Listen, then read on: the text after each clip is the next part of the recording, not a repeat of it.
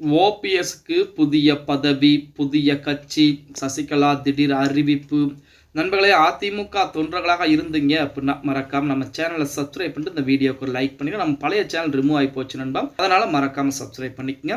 அனைத்திந்திய அண்ணா திராவிட முன்னேற்ற கழகம், அதாவது மிகப்பெரிய ஒரு கடல் போன்ற ஒரு இயக்கம். அந்த இயக்கத்தை அழிக்க நினைத்தாலோ அடிமைப்படுத்த நினைத்தாலோ அவர்கள் அழிந்து போவார்கள் அப்படிங்கிறதுல எந்த விதமான மாற்று கருத்தும் கிடையாது. கண்முன்னே நிறைய பேர்த்த பார்த்துக்கிட்டே இருக்கிறோம்.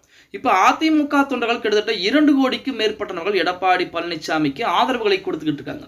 இல்ல, எடப்பாடி பழனிசாமிக்கு ஆதரவுகளை கொடுக்கல, அனைவருமே ஓபிஎஸ் சசிகலா அவர்கள் ஒன்றிணைய வேண்டும் சொல்லி தான் ஆதரவுகளை கொடுக்கிறாங்க அப்படின்னா இந்நேரம் அதிமுகவிலே ஏகப்பட்ட பிளவுகள் என்பது ஏற்பட்டிருக்கும். ஆனால் இன்ன வரைக்கும் எந்த ஒரு பிளவும் ஏற்படல. அதிமுகவில் எடப்பாடி பழனிசாமி பொதுச் செயலராகவும் 2026 முதலமைச்சராகவும் மாற்றம் செய்யப்பட இருக்கிறார். இதற்கு முன்பாக நடந்த தேர்தல்களில் புறம் தோல்வி என்பது ஒரு புறம் இருந்தாலுமே அந்த தோல்விகளை பூரா மறைப்பதற்குத்தான் 2026 சட்டமன்ற தேர்தல் என்பது அதிமுகவிற்கு மிகப்பெரிய ஒரு வெற்றி வாய்ப்பாக அமைய போகிறது. இப்படிப்பட்ட ஒரு சூழலில் நமது சசிகலா அம்மையார் ஆகட்டும், ஓபிஎஸ் ஆகட்டும், ஒரு காலத்திலே அதிமுகவில் இருந்தாங்க. டிடி தினகரன் தனி கட்சி அம்மா மக்கள் முன்னேற்ற கழகம் அப்படிங்கிற கட்சியை ஆரம்பித்து விட்டார். அவருக்கும் அதிமுகவிற்கும் எந்த விதமான தொடர்பும் இல்லை அப்படிங்கிறது துண்டிக்கப்பட்டு விட்டது. ஆனால் சசிகலா அம்மையாருக்கும் ஓபிஎஸ்க்கும் இடையே எந்த ஒரு புதிய கட்சியும் ஆரம்பிக்கல. பாஜகவிற்கு ஆதரவுகளை தெரிவித்தார். பாஜகவின் மூலமாக நாடாளுமன்ற தேர்தலில் ராமநாதபுரம் தொகுதியிலே போட்டியிட்டு தோல்வியை கண்டார் ஓபிஎஸ் அவர்கள். இது மட்டும்தான், மற்றபடி புதிய கட்சி எதுவுமே ஆரம்பிக்கல. இருந்த போதிலுமே இருவருமே 2026 சட்டமன்ற தேர்தலுக்கு முன்பாகவே அதிமுக ஒன்றிணைந்து வேண்டும், அதிமுக ஒன்றிணைந்தால் மட்டும்தான் வெற்றி வாய்ப்பை பெற முடியும் அப்படிங்கிற மாதிரி சொல்றாங்க.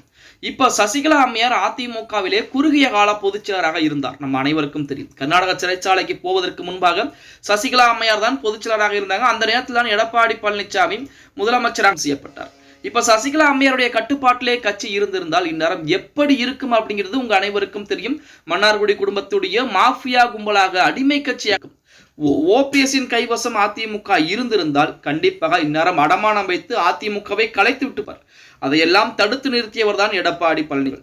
இப்ப எடப்பாடி பழனிசாமி அதிமுகவிலே இருப்பதனால் ஓபிஎஸும் சசிகலாவும் அதிமுகவில் வர முடியாத ஒரு சூழல் என்பது இருக்கிறது. இப்ப மட்டும் இல்ல, இனி எத்தனை ஆண்டுகள் ஆனாலும் அவர்கள் வருவதற்கு வாய்ப்புகள் என்பது கிடையாது. ஏன்னா எடப்பாடி பழனிசாமி அப்படிப்பட்ட சூழலில் 2026 சட்டமன்ற தேர்தலிலே அதிமுக நாம் இணைய போவது கிடையாது அப்படின்னு தெரிந்த சசிகலா அம்மையாரும் ஓபிஎஸ் தனிப்பட்ட முறையிலே சந்திப்புகளை நடத்தி பேசி இருப்பதாகவும் அதன் காரணமாக புதிய கட்சியை ஆரம்பித்து விடலாம், புதிய கட்சியை நாம் இருவரும் சேர்ந்து ஆரம்பித்து நாம் இருவரும் கண்டிப்பாக 2026 சட்டமன்ற தேர்தலிலே தென் மாவட்டங்களில் போட்டியிட்டு தனக்குரிய திறமையை நிரூபித்து காட்ட அப்படிங்கிற மாதிரி முடிவு செய்திருப்பதாகவும் அந்த கட்சியிலே ஓபிஎஸ்க்கு மிக முக்கிய பதவிகளை கொடுக்க இருப்பதாகவும் செய்திகள் என்பது வெளியாகி கொண்டிருக்கிறது. பொறுத்து வந்து பார்க்கலாம்.